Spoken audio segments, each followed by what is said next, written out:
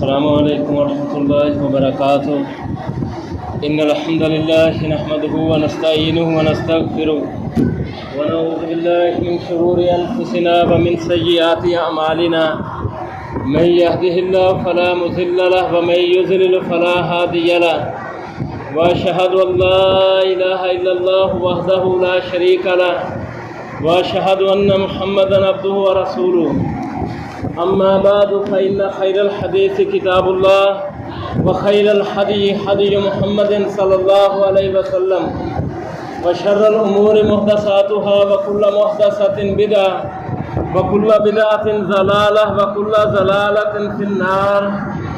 أعوذ بالله من الشيطان الرجيم من همزه ونفخه ونفثه. يا أيها الذين آمنوا اتقوا الله حق تقاته ولا تموتن إلا وأنتم مسلمون. يا أيها الناس اتقوا ربكم الذي خلقكم من نفس واحدة وخلق منها زوجها وبث منهما رجالا كثيرا ونساء واتقوا الله الذي تساءلون به والأرحام إن الله كان عليكم رقيبا. يا أيها الذين آمنوا اتقوا الله وقولوا قولا سديدا يصلح لكم أعمالكم ويغفر لكم ذنوبكم ومن يطع الله ورسوله فقد فاز فوزا عظيما. حمد و ثنا اللہ رب العزت ہی کے لیے ہے اور درود و سلام ہو محمد رسول اللہ صلی اللہ علیہ وسلم پر. محترم بھائیو، عشرہ مبشرہ وہ ذات صحابہ کرام رضی اللہ تعالی عنہم جن کو اللہ کے نبی صلی اللہ علیہ وسلم نے اپنی ایک ہی مجلس کے اندر جنت کی بشارت دی تھی، ان میں سے 5 کا ذکر ہم کر چکے ہیں. آج چھٹے صحابی زبیر بن عوام رضی اللہ تعالیٰ عنہ کا بیان ہوگا. اللہ کے نبی صلی اللہ علیہ وسلم کا فرمان ہے، مسند احمد کی روایت ہے، ترمذی کے اندر بھی ہے کہ آپ نے فرمایا زبیر فی الجنہ، زبیر جنتی ہے. یعنی یہ جو زبیر رضی اللہ تعالیٰ عنہ جو تھے، یہ قریش کے خاندان بنو اسد سے ان کا تعلق تھا. اللہ کے نبی صلی اللہ علیہ وسلم سے ان کی انتہائی قریبی رشتہ داریاں تھیں. ایک رشتہ داری ان کی یہ تھی کہ نبی صلی اللہ علیہ وسلم کی پھپھی صفیہ بنت عبد المطلب وہ ان کی والدہ تھی. یعنی یہ نبی صلی اللہ علیہ وسلم کے پھپھی ذات تھے اور نبی صلی اللہ علیہ وسلم ان کے ماموں ذات تھے، ماموں کے بیٹے تھے. علی رضی اللہ تعالیٰ عنہ بھی ماموں کے بیٹے ہوئے. اور دوسری رشتہ داری ان کی یہ تھی کہ نبی صلی اللہ علیہ وسلم کی پہلی بیوی خدیجہ رضی اللہ تعالیٰ عنہ کے جو بھائی تھے یعنی عوام بن خویلد وہ ان کے والد تھے. تو اس لحاظ سے نبی صلی اللہ علیہ وسلم زبیر رضی اللہ عنہ کے پھوپھا لگتے تھے اور خدیجہ رضی اللہ تعالی عنہ وہ نبی زبیر رضی اللہ عنہ کی پھوپھی تھی. اور تیسری ان کی یہ رشتہ داری تھی کہ یہ ابو بکر رضی اللہ تعالیٰ عنہ کے داماد تھے. اسماء بنت ابی بکر وہ ان کی بیوی تھی. جس طرح نبی صلی اللہ علیہ وسلم ابو بکر کے داماد ہیں کہ عائشہ رضی اللہ تعالیٰ عنہ ام المومنین وہ نبی صلی اللہ علیہ وسلم کی بیوی ہیں. تو یہ ان کی یعنی کہ نبی صلی اللہ علیہ وسلم کے ساتھ انتہائی قریبی رشتہ داریاں تھیں. 15 سال کی عمر میں اسلام قبول کیا. تو اسلام قبول کرنے کی وجہ سے ان کا چچا اس نے ان پر انتہائی تشدد کیا. وہ ان کو چٹائی میں لپیٹ دیتا تھا، چھت کے ساتھ باندھ دیتا تھا اور نیچے گیلی لکڑیوں کو جلا دیتا تاکہ دھوئیں کے اثرات اس تک پہنچیں. یہ ایک تکلیف میں مبتلا ہو تو اس سے کہتا کہ اسلام چھوڑ دو، تو یہ کہتے تھے کہ ہرگز نہیں، میں کفر اختیار کروں گا. یعنی یہ ان کے قوی ایمان کی دلیل ہے، جس کی نتیجے میں انہوں نے پھر حبشے کی طرف ہجرت کی اور پھر حبشے کی ہجرت کے بعد پھر مدینہ کی طرف ہجرت کی. بچپن میں ہی یتیم پیدا ہوئے تھے. یعنی خدیجہ رضی اللہ تعالیٰ عنہ کے جو بھائی تھے عوام بن خویلد وہ فوت ہو گئے تھے. تو اس کے بعد یہ پیدا ہوئے تھے تو ان کی والدہ جو نبی صلی اللہ علیہ وسلم کی پھوپھی تھی وہ انہوں نے ان کی دیکھ بھال بڑے اچھے انداز سے کی. یعنی ان کو پہلوانوں کی طرح تربیت دی. بھاگنے دوڑنے پر انہیں مجبور کرتی تھی، جہاں تک کہ اکثر ان کی پٹائی کرتی تھی۔ اکثر پٹائی کیوں کرتی تھی کہ جہاں تک کہ لوگ کہتے تھے کہ صفیہ سے کہو اپنے اس بچے کو اس قدر نہ مارا کرے، تو صفیہ رضی اللہ تعالیٰ عنہ جو شاعرہ تھی ان تک یہ بات پہنچی تو انہوں نے کہا کہ میں کوئی زبیر سے بغض نہیں رکھتی، میں تو یہ چاہتی ہوں کہ میرا بیٹا جو ہے یہ لشکروں کا قائد بنے، مال غنیمت لائے۔ اور بچپن میں ایسا ہوا کہ ایک بڑی عمر کے آدمی کے ساتھ ان کا جھگڑا ہو گیا تو اس کا ہاتھ توڑ کر گھر آ گئی۔ جب پیچھے سے شکایت آئی تو ہوتا کیا ہے ہمارے ہاں، یعنی پیچھے سے جب کسی بچے کی شکایت آتی ہے تو ہم عموماً معافی مانگ لیتے ہیں، لیکن صفیہ رضی اللہ تعالیٰ عنہ نے کہا کہ تم نے میرے بیٹے زبیر کو کیا مکھن اور پنیر سمجھ رکھا ہے، بلکہ میرا بیٹا تو شکرا ہے جو پر پھلائے ہوئے ہے۔ یعنی اس انداز سے ان کی تربیت کی، اور اس کی دلیری اس قدر زیادہ تھی کہ بچپن کے اندر جب اسلام قبول کیا تو اللہ کے نبی صلی اللہ علیہ وسلم ایک بار گھر سے نکلے، آپ صلی اللہ علیہ وسلم کہیں دور چلے گئے تو پیچھے سے کسی کافر نے یہ افواہ پھیلا دی کہ اللہ کے نبی صلی اللہ علیہ وسلم کو قید کر لیا گیا ہے یا شہید کر دیا گیا ہے۔ تو یہ گھر سے تلوار لے کر نکلے، 15 سال کی عمر تھی، گھر سے تلوار لے کر نکلے، اور راستے میں اللہ کے نبی صلی اللہ علیہ وسلم سے ملاقات ہوئی تو آپ نے فرمایا کہ زبیر کہاں جا رہے ہو؟ تو زبیر نے کہا کہ اللہ کے نبی صلی اللہ علیہ وسلم مجھے یہ بات پہنچی ہے کہ آپ کو قید کر دیا گیا ہے یا آپ کو شہید کر دیا گیا، میں تو اس ارادے سے نکلا تھا کہ جس نے بھی یہ کوشش کی ہے آج اس کا سر تن سے جدا کر دوں گا۔ اللہ کے نبی صلی اللہ علیہ وسلم انتہائی خوش ہوئے۔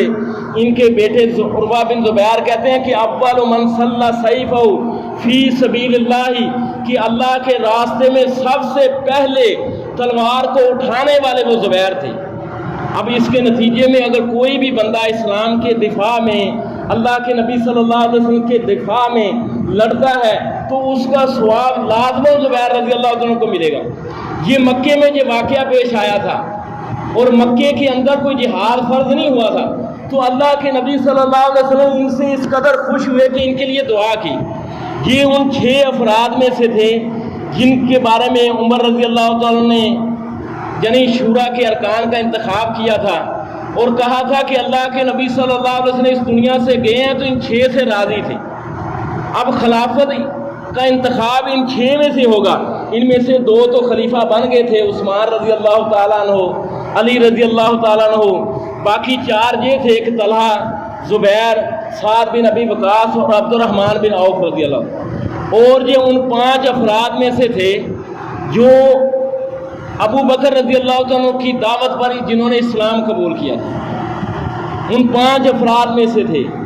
اور ان 3 افراد میں سے تھے کہ جن کے بارے میں یہ کہا جاتا تھا کہ جس لشکر کے اندر یہ 3 افراد ہوتے ہیں اس لشکر کا پلڑا بھاری ہوتا ہے۔ جس صف کے اندر یہ 3 افراد ہوتے ہیں، ایک علی رضی اللہ تعالیٰ عنہ جو ان کے ماموں کے بیٹے تھے، دوسرا حمزہ رضی اللہ تعالیٰ عنہ جو ان کی والدہ کے سگے بھائی تھے، یعنی عبد المطلب کی جس بیوی سے حمزہ رضی اللہ تعالیٰ عنہ تھے اسی سے صفیہ تھی، اور تیسرے زبیر رضی اللہ تعالیٰ عنہ تھے۔ یہ ان 2 افراد میں سے تھے کہ بدر کی جنگ میں جن کے پاس گھوڑے تھے، 2 آدمی تھے جن کے پاس بدر کی جنگ کے اندر گھوڑے تھے، ایک زبیر رضی اللہ تعالیٰ عنہ تھے، دوسرے مقداد رضی اللہ تعالیٰ عنہ تھے۔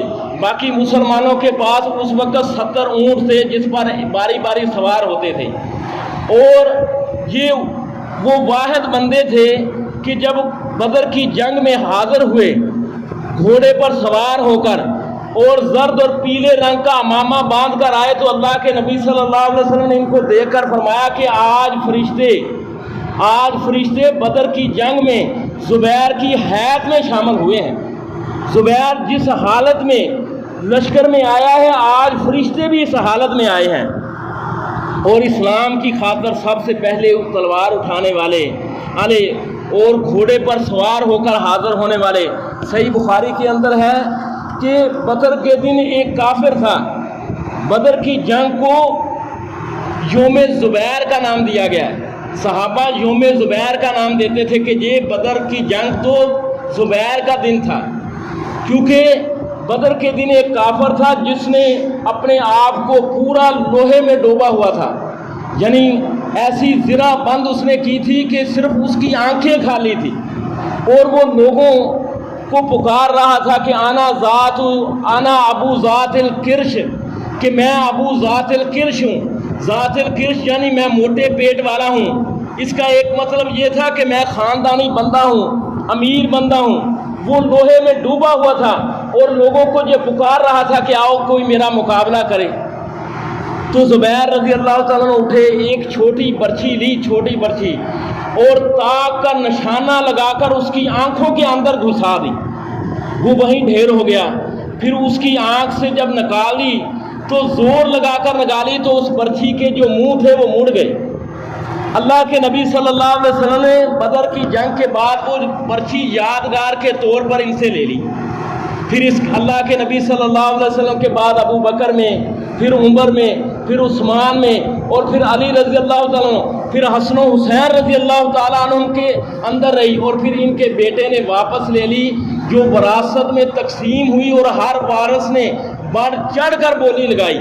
وہ اس برچھی کا نام تھا انزا، پاکستان کے ایک مزائل کا نام وہ اس برچھی کے نام پر رکھا گیا ہے۔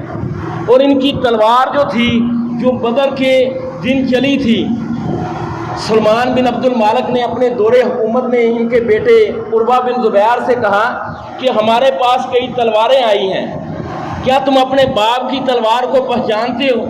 تو عروہ نے کہا ہاں، میں اپنے باپ کی تلوار کو پہچانتا ہوں، اس کی تلوار پر دندانے پڑے ہوئے ہیں۔ سلمان بن عبد المالک نے کہا ہاں، یہ تلوار ہے، یہ تلوار ہے، اور بہادر شخص جو ہوتے ہیں ان کی تلواریں دندانوں والی ہوتی ہیں، کیوں؟ وہ کھوپڑیوں پر چلتی ہیں، یعنی ان کی تلواریں اللہ کے نبی صلی اللہ علیہ وسلم کے دفاع میں کافروں کی کھوپڑیوں پر چلتی تھی۔ اور غزوہ احد میں آپ دیکھیں کہ مشرکین کی طرف سے ایک کافر تھا طلحہ بن ابی طلحہ، اس نے مبارزت طلب کی، یعنی پہلے مرحلے کے اندر جب ایک کافر نے مقابلے کے لیے مسلمانوں میں سے ایک آدمی طلب کیا تو زبیر رضی اللہ عنہ بھاگ کر اس کافر کو اونٹ سے گرا کر قتل کیا، زبیر رضی اللہ عنہ۔ اور جنگ احد میں جب دوسرا مرحلہ آیا کہ کچھ صحابہ نے اللہ کے نبی صلی اللہ علیہ وسلم کی یعنی بات کی طرف توجہ نہیں کی اور پہاڑی سے اتر آئے جو تیر انداز تھے، تو مسلمانوں کو شکست کا سامنا کرنا پڑا۔ 70 صحابہ شہید ہوئے، بے شمار زخمی ہوئے، یہاں تک کہ حمزہ رضی اللہ تعالیٰ عنہ جو یعنی ان کے والدہ کے بھائی تھے، وہ ان کا مسلح کر دیا گیا۔ اس وقت اللہ کے نبی صلی اللہ علیہ وسلم نے دیکھا کہ ایک عورت وہ حمزہ رضی اللہ عنہ کی طرف آ رہی ہے، تو آپ صلی اللہ علیہ وسلم نے کہا کہ کون ہے جو اس عورت کو روکے؟ تو زبیر رضی اللہ عنہ نے جب دیکھا کہ میری ماں آ رہی ہے، صفیہ رضی اللہ عنہ اپنے بھائی کو دیکھنے، تو زبیر رضی اللہ عنہ نے فوراً بھاگ کر صفیہ رضی اللہ عنہ کو روکا۔ تو صفیہ رضی اللہ عنہ نے کہا کہ یہ زمین تیری ملکیت تو نہیں ہے کہ اب تجھ سے پوچھ کر زبیر میں قدم اٹھاؤں، مجھے جانے دے۔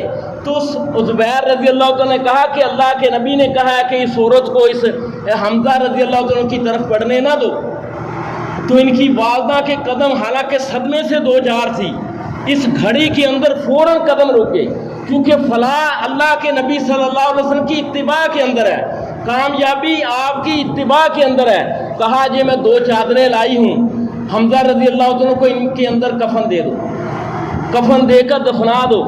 اس موقع پر جب 70 صحابہ شہید ہوئے اور مسلمان بھی زخمی ہوئے، تو عروہ بن زبیر رضی اللہ عنہ جو ان کے بیٹے ہیں وہ کہتے ہیں کہ ام المومنین عائشہ رضی اللہ تعالیٰ عنہ نے ایک بار مجھ سے یہ کہا تھا کہ تیرا باپ اور تیرا نانا ابو بکر یہ ان افراد میں سے ہے جنہوں نے اللہ کے نبی صلی اللہ علیہ وسلم کی پکار پر لبیک کہی تھی۔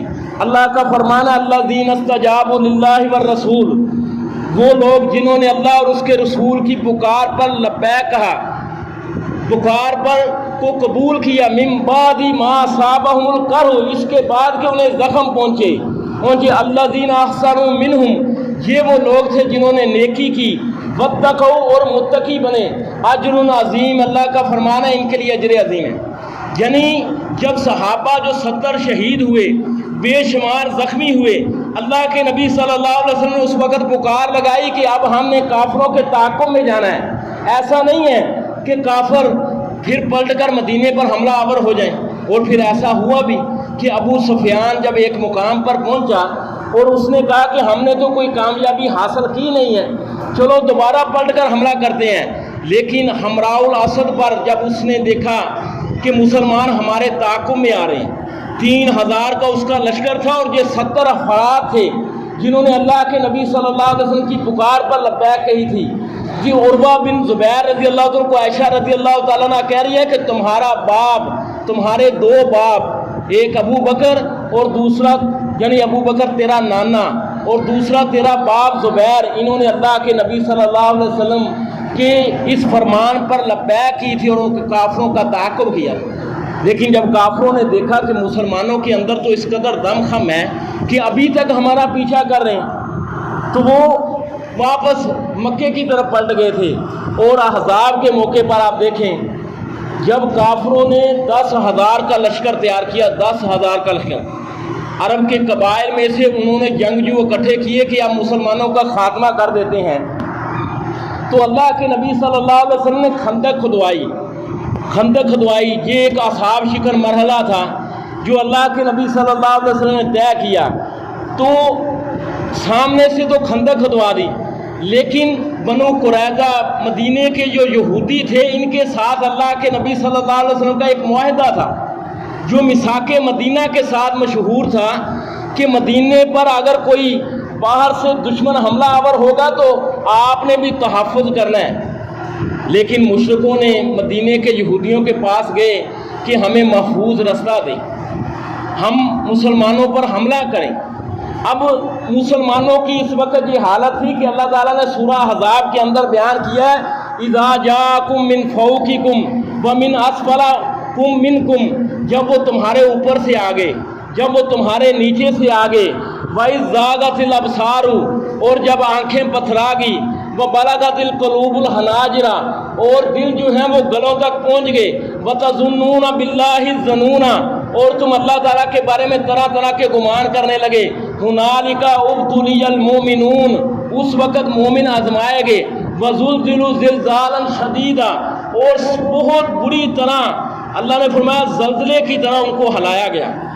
اس وقت مومنوں کی آزمائش ہوئی، اور اللہ تعالیٰ نے آندھی چلا کر یعنی ٹھنڈی آندھی چلا کر کافروں کے خیموں کو کھیڑ دیا، لیکن ایک خطرے کی فضا تھی، کہیں کافر بنو قریظہ کی طرف سے نہ آ جائے۔ اللہ کے نبی صلی اللہ علیہ وسلم نے اس وقت پکار لگائی، میں یاتینا بخبر القومی، کون اس بنو قریظہ کی خبر میرے پاس لاتا ہے؟ 3 بار آپ نے کہا کون میرے پاس بنو قریظہ کی خبر لاتا ہے؟ تو زبیر رضی اللہ عنہ نے ہر بار کہا ہے اللہ کے نبی صلی اللہ علیہ وسلم میں۔ صحیح بخاری کے اندر ہے، ان کا بیٹا عبداللہ بن زبیر چھوٹا تھا، عورتوں کے ساتھ قلعے کے اندر وہاں بند کیے ہوئے تھے، تو وہ کہتے ہیں کہ ابا جان اس وقت میں نے آپ کو 3 بار دیکھا، آپ بنو قریظہ کی طرف جا رہے تھے، اس کی وجہ کیا تھی؟ تو زبیر رضی اللہ عنہ نے کہا کہ اللہ کے نبی صلی اللہ علیہ وسلم نے مجھے بھیجا ہے۔ اور پھر آپ دیکھیں ایسے حالات تھے، صحیح مسلم کے اندر ہے کہ حذیفہ بن یمان رضی اللہ عنہ سے کسی بندے نے کہا کہ اگر ہم اللہ کے نبی صلی اللہ علیہ وسلم کے دور کے اندر ہوتے تو ہم میدان جنگ میں خوب آگے بڑھ چڑھ کر لڑتے۔ حذیفہ رضی اللہ عنہ نے کہا کہ تم کیا جانو حالات کیسے تھے حزاب کے موقع پر، جنگ خندق کے موقع پر حالات کیسے تھے، تم یہ باتیں کر رہے ہو۔ اللہ کے نبی صلی اللہ علیہ وسلم نے جب شدید طوفان، ٹھنڈا طوفان چل رہا تھا، اللہ کے نبی نے کہا کہ کون ہے جو مشرکوں کی میرے پاس خبر لائے؟ زبیر تو اٹھ کر بنو قریظہ کی خبر لانے چلا گیا تھا، لیکن اس کے بعد اللہ کے نبی نے کہا کون ہے جو میرے پاس مشرکوں کی خبر لائے؟ کوئی ایک صحابی نہیں اٹھا، کوئی ایک صحابی۔ پھر کیوں صحابہ ایسے نہیں ہے کہ بزدل تھے، بلکہ صحابہ یہ انتظار کر رہے تھے کہ کوئی اللہ کے نبی خود ہمارا نام لے، تو پھر اللہ کے نبی صلی اللہ علیہ وسلم نے حذیفہ بن یمان کا نام لیا، کہا حذیفہ جاؤ مشرکوں کی میرے پاس خبر لاؤ۔ حذیفہ رضی اللہ عنہ اٹھے، شدید سردی کا موسم تھا، کہنے لگے میں چلا تو ایسے محسوس ہو رہا تھا جیسے میں حمام میں چل رہا ہوں۔ میں خبر لایا، اللہ کے نبی صلی اللہ علیہ وسلم کو بتلایا تو پھر مجھے ٹھنڈ لگنی شروع ہو گئی۔ اللہ کے نبی صلی اللہ علیہ وسلم نے مجھ پر چادریں رضائی ڈال دی اور صبح تک میں سوتا رہا۔ صبح کو اللہ کے نبی صلی اللہ علیہ وسلم نے مجھے اٹھایا اور کہنے لگے کہ اے بہت سونے والے اب تو اٹھ جا۔ یعنی یہ ایسے شدید حالات تھے۔ تو زبیر رضی اللہ عنہ کا بیان ہے کہ اس وقت اللہ کے نبی صلی اللہ علیہ وسلم نے جب میں بنو قریظہ کی مخبری کر کے جاسوسی کر کے آپ کے پاس خبر لایا تو اس وقت اللہ کے نبی صلی اللہ علیہ وسلم نے مجھے 2 بشارتیں دی۔ آپ نے فرمایا انا لکل نبی حواریًا، ہر نبی کا کوئی نہ کوئی حواری ہوتا ہے۔ حواری یعنی اس کا دستے بازو ہوتا ہے، باڈی گارڈ کے الفاظ آپ کہہ لیں، جو ہر وقت اس کا دفاع کرتا ہے۔ وَإِنَّ حَوَارِيَ زبیر، اور میرا جو حواری ہے وہ زبیر ہے۔ اور دوسرا آپ نے فرمایا فدا کا ابی و امی، کہ اے زبیر میرے ماں باپ تجھ پر قربان، میرے ماں باپ تجھ پر قربان۔ یعنی یہ آپ دیکھیں کہ یہ کلمہ کس وقت کہا جاتا ہے کہ اگر زبیر میرے ماں باپ اور تیری جان کو خطرہ ہو تو میں تجھ پر اپنے ماں باپ کو قربان کر دوں گا۔ یعنی یہ ہمارے ہاں کچھ لوگ کہتے ہیں جی اللہ تعالیٰ پر میرا جی فلاں بیٹا قربان ہے۔ اللہ تعالیٰ کو تو کسی چیز کا خطرہ ہے ہی نہیں۔ یعنی اللہ تعالیٰ نعوذ باللہ کسی خطرے کا شکار ہو تو میں اپنے بیٹا قربان کر دوں، یہ توحید کے خلاف ہے۔ تو اللہ کے نبی صلی اللہ علیہ وسلم نے 2 صحابہ کے بارے میں یہ کہا ہے، ایک سعد رضی اللہ عنہ کے بارے میں اور دوسرے زبیر رضی اللہ عنہ کے بارے میں، کہ فدا کا ابی و امی، کہ اے زبیر میرے ماں باپ تجھ پر قربان۔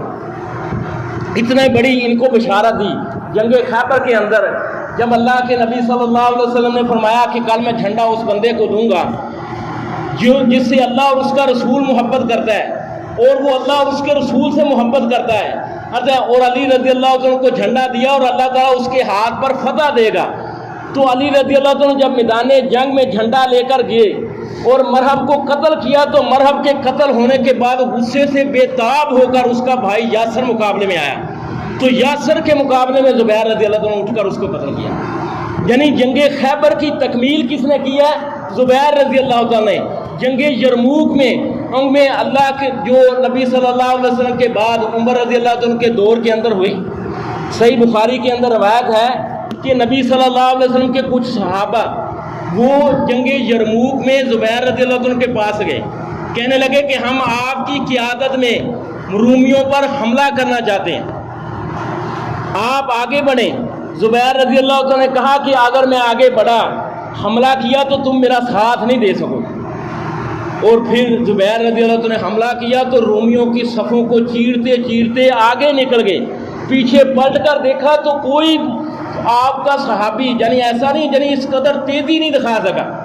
جب پیچھے پلٹے تو رومیوں کی گھیراؤ کے اندر آ گئے، تو رومیوں نے پھر ان کے گھوڑے کی لگام کو پکڑ کر ان کی گردن پر کندھے پر تلواروں کے وار کیے، جو اس قدر گہرے تھے کہ ان کے بیٹے عروہ بیان کرتے ہیں کہ وہ اس قدر گہرے تھے کہ بچپن میں ہم اپنی انگلیاں ڈال کر ان کے ساتھ کھیلا کرتے تھے۔ یعنی کوئی جنگ ایسی نہیں ہے کہ جس کے اندر اللہ کے نبی صلی اللہ علیہ وسلم کے دفاع میں ان کی چھاتی پر کوئی نہ کوئی زخم نہ لگا۔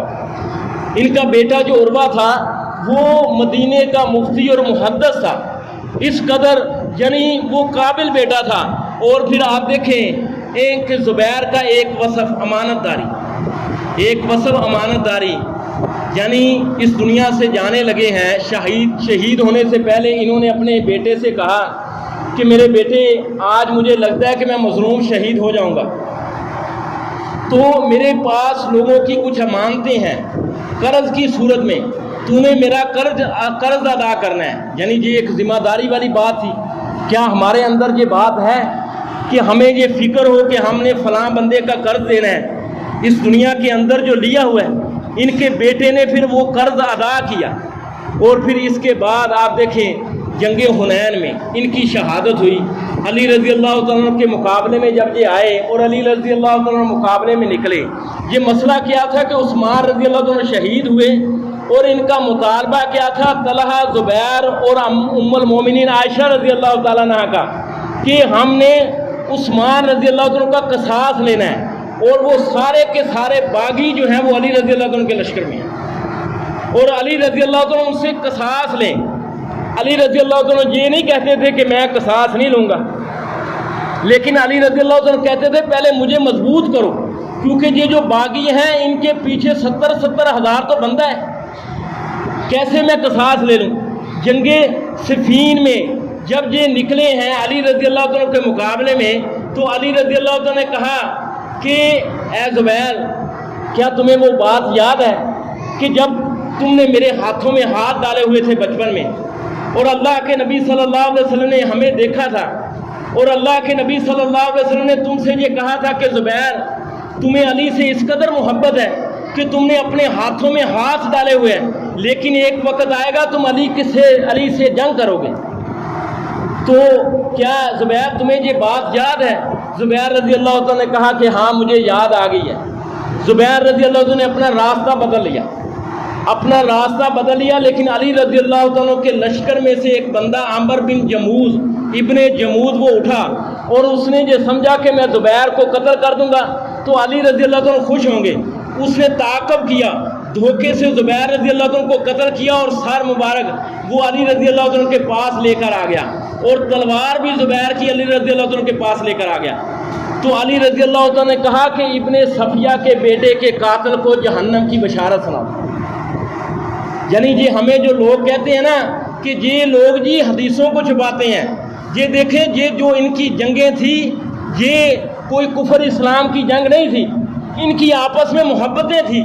اللہ تعالیٰ کا قرآن ہمیں یہ فرماتا ہے والذین جاؤ من بعدہم یقولون ربنا اغفر لنا ولاخواننا الذین سبقونا بالایمان، کہ جو لوگ بعد میں آئے، پہلے اللہ تعالیٰ نے مہاجرین کی بات سورہ حشر میں کی ہے، پھر انصار کی ہے، پھر ہماری کی ہے، کہ جو لوگ بعد میں آئے وہ ان کے لیے دعائیں کرتے ہیں ربنا اغفر لنا ولاخواننا الذین سبقونا، یا اللہ ہمیں معاف کر دے، ہمارے ان بھائیوں کو معاف کر دے جو ہم سے پہلے ایمان میں سبقت لے گئے۔ حالانکہ اللہ کو پتا تھا کہ انہوں نے آپس میں لڑنا ہے، لیکن ہماری زبانوں پر یعنی ان کے لیے دعائیہ کلمات ہی ہونی چاہیے۔ علی رضی اللہ عنہ نے کہا کہ ابن صفیہ کے بیٹے کے قاتل کو میں نے اللہ کے نبی صلی اللہ علیہ وسلم سے سنا ہے، اس کو جہنم کی بشارت دے دو، اور تلوار کی طرف دیکھ کر زبیر کی تلوار کی طرف دیکھ کر کہا کہ اس تلوار نے کئی موقع پر اللہ کے نبی صلی اللہ علیہ وسلم سے مصائب کو دور کیا، کئی موقع پر دفاع کیا۔ یہ ان کی محبتیں تھیں، یہ ایسا یعنی آپ دیکھیں کہ اللہ کے نبی صلی اللہ علیہ وسلم کا دفاع اس تلوار نے کیا ہے۔ علی رضی اللہ عنہ بیان کر رہے ہیں یہ ان صحابہ کی زندگیاں کہ اللہ کے نبی صلی اللہ علیہ وسلم کی دفاع میں اٹھی ہیں، اور اپنی جانیں قربان کرنے کے لیے پوری چھاتی پر کوئی ایسی جگہ نہیں ہے۔ ایک بار کپڑے بدل رہے تھے تو ایک آدمی نے دیکھا کہ پوری چھاتی پر آنکھ کے برابر گڑے پڑے ہوئے ہیں، تو کہنے لگے جی اللہ کے نبی صلی اللہ علیہ وسلم کی دفاع میں کوئی نیزہ لگا ہے، کوئی تلوار کا زخم لگا ہے، پوری چھاتی بھری ہوئی تھی۔ اور یعنی یہ ایسا نہیں ہے کہ ہماری طرح کوئی ایک دن رکھ لو جی، ایک دن رکھ لو جی، 12 ربیع الاول آنے والا ہے کہ ایک دن رکھ لو۔ یہ اللہ کے نبی صلی اللہ علیہ وسلم سے محبت ہے۔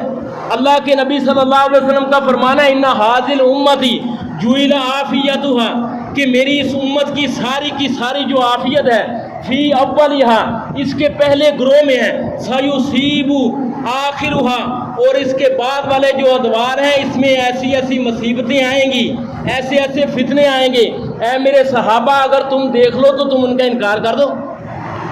آج آپ دیکھ لیں ڈھول کی تھاپ پر اللہ کے نبی صلی اللہ علیہ وسلم کا نام لیا جاتا ہے، اور یعنی سڑکیں گلیاں بازار سجانا کیا اللہ کے نبی صلی اللہ علیہ وسلم اس لیے آئے تھے؟ اللہ کے نبی صلی اللہ علیہ وسلم تو اس دنیا میں اس لیے آئے تھے کہ آپ کا جو مشن ہے اس مشن اور دعوت کو قبول کرو، قولوا لا الہ الا اللہ تفلحوا تملکوا العرب والعجم، لوگوں لا الہ الا اللہ کہہ دو اور تم کامیاب ہو جاؤ گے، عرب و عجم کے بادشاہ بن جاؤ گے۔ صحابہ نے آپ کی اس دعوت کو پکڑا، تھاما، سینوں سے لگایا۔ یہ نہیں ہے قصیدے پڑھے سونا آیا تو سج کے بازار، یعنی یہ آپ دیکھیں یہ نعت کا میدان جو ہے یہ کوئی آسان مرحلہ نہیں ہے کہ کوئی بھی اٹھے آپ کی نعت بیان کرنا شروع کر دے. اور پھر آپ دیکھیں یہ جو نعتیں ہیں یہ کوئی اللہ کے نبی کی تعریف ہے کہ سونا آیا بساجگے بازار. اللہ کے نبی کا فرمان ہے کہ اللہ تعالیٰ کے نزدیک پسندیدہ جگہ مسجدیں ہیں اور سب سے بری جگہ بازار ہے. سونی کملی، سونی یعنی موتی جیسے دانت، یہ سونی زلفیں، یہ کوئی اللہ کے نبی کی تعریف ہے؟ یعنی یہ ایسی تعریف ہے جس میں کوئی اور تو شریک ہو سکتا ہے. ہمارے ہاں جو نعت بیان کرتے ہیں وہ یا تو تعریف کرتے ہیں تو وہ اللہ کے مقام پر کھڑا کر دیتے ہیں. جیسے جو کلفیوں والے آپ دیکھ لیں، شاہ مدینہ یثرب کے والی، سارے نبی تیرے در کے سوالی. کیا سارے نبی، قرآن یہ کہتا ہے سارے نبی اللہ کے نبی کے در کے سوالی ہیں یا اللہ کے در کے سوالی؟ ربنا ربنا، ہر نبی کی زبان سے یہی کلمہ نکلتا ہے، یہ سارے نبی تیرے در کے سوالی. یہ کوئی تعریف ہو رہی ہے؟ اور یہ کالی زلفیں، کالی کملی، موتی جیسے دانت، یہ آپ دیکھیں ان میں شراکت ممکن ہے. ہماری اگر کالی زلفیں نہیں ہیں لیکن شریک تو ہو گئے، اس قدر زیادہ نہیں ہے. لیکن جو اللہ نے اپنے نبی کی تعریف کی ہے یا رسول اللہ صلی اللہ علیہ وسلم نے اپنی تعریف کی ہے، اس میں کوئی آپ کا شریک ہو سکتا ہے؟ اللہ نے کیا تعریف کی اپنے نبی کی؟ محمد رسول اللہ، محمد اللہ کا رسول ہے. کوئی بندہ یہ عقیدہ رکھتا ہے کہ اگر اس میں کوئی شریک ہے وہ کافر ہے. محمد اللہ کا رسول ہے. آپ کو جو بھی مقام و مرتبہ ملا ہے کس وجہ سے ملا ہے؟ اس لیے کہ آپ اللہ کے رسول ہیں. آپ قیامت کے دن سب سے پہلے آپ کی قبر شک ہوگی. آپ قیامت کے دن اپنی امت کو پانی پلائیں گے، جنت کے دروازہ آپ کے لیے کھولا جائے گا، احمد کا جھنڈا آپ کے ہاتھ میں ہوگا. ساری جو فضیلتیں ہیں کس لیے ہے کہ آپ اللہ کے رسول ہیں. اور اللہ کے رسول صلی اللہ علیہ وسلم سے محبت عبادت ہے. آپ اپنے بیٹے سے محبت کریں، یہ تو فطرتی ہے. لیکن اللہ کے نبی صلی اللہ علیہ وسلم سے جو محبت ہے یہ عبادت ہے. اور عبادت کا کوئی بھی جو طریقہ ہے وہ ہم اپنی مرضی سے اختیار نہیں کر سکتے. جب آپ نے اللہ کے رسول کو رسول مان لیا تو پھر آپ کی اپنی مرضی ختم. صحیح بخاری کے اندر ہے کہ زبیر رضی اللہ عنہ کا جھگڑا ہو گیا ایک انصاری سے جھگڑا ہوا. کس بات پر جھگڑا ہوا؟ کہ یہ کنواں ہے اور کنویں کے ساتھ باغ ہے زبیر رضی اللہ عنہ کا، اور اس کے ساتھ باغ ہے انصاری کا. زبیر رضی اللہ عنہ اور پانی پر جھگڑا ہوا. وہ انصاری کہتا تھا پہلے پانی میرے باغ کو، زبیر رضی اللہ عنہ کہتے تھے پہلے میرے باغ کو. جھگڑا اللہ کے نبی صلی اللہ علیہ وسلم کے پاس گیا تو اللہ کے نبی صلی اللہ علیہ وسلم نے رعایت کرتے ہوئے کہا کہ زبیر پہلے تم پانی پلا لو کیونکہ کنویں کے قریب تمہارا باغ ہے، پھر اپنے بھائی کے لیے چھوڑ دو. تو اس انصاری نے یہ کہا کہ یہ تیری پھوپھی کا بیٹا ہے نا، اس لیے تو یہ بات کر رہا ہے. یعنی اس نے اس قدر سخت بات کی. اللہ کے نبی صلی اللہ علیہ وسلم کو غصہ آ گیا. آپ نے فرمایا کہ اے زبیر، پہلے تو میں نے رعایت کی تھی لیکن اب تو اپنے باغ کو فل شراب کرنا ہے اور پھر اس انصاری کے لیے پانی کو چھوڑنا ہے. اور زبیر رضی اللہ عنہ کہا کرتے تھے قرآن کی یہ آیت اس بارے نازل ہوئی ہے، فلا وربک لا یؤمنون حتی یحکموک فیما شجر بینہم. تیرے رب کی قسم یہ لوگ اس وقت تک مومن نہیں ہو سکتے جب تک اپنے اختلافی معاملات میں آپ کو حاکم نہ مان لیں اور پھر آپ جو فیصلہ کر دیں اس پر پوری طرح دل سے مطمئن ہو جائیں. وَيُسَلِّمُ تَسْلِيمًا، پوری طرح سے دل سے مطمئن ہو جائیں. زبیر رضی اللہ عنہ سے ان کے بیٹے نے ایک بار یہ سوال کیا کہ ابا جان آپ اللہ کے نبی صلی اللہ علیہ وسلم کے ساتھ ایک لمبا عرصہ رہے ہیں لیکن آپ اللہ کے نبی صلی اللہ علیہ وسلم کی احادیث اور باتوں کو بہت کم روایت کرتے ہیں، اس کی وجہ کیا ہے؟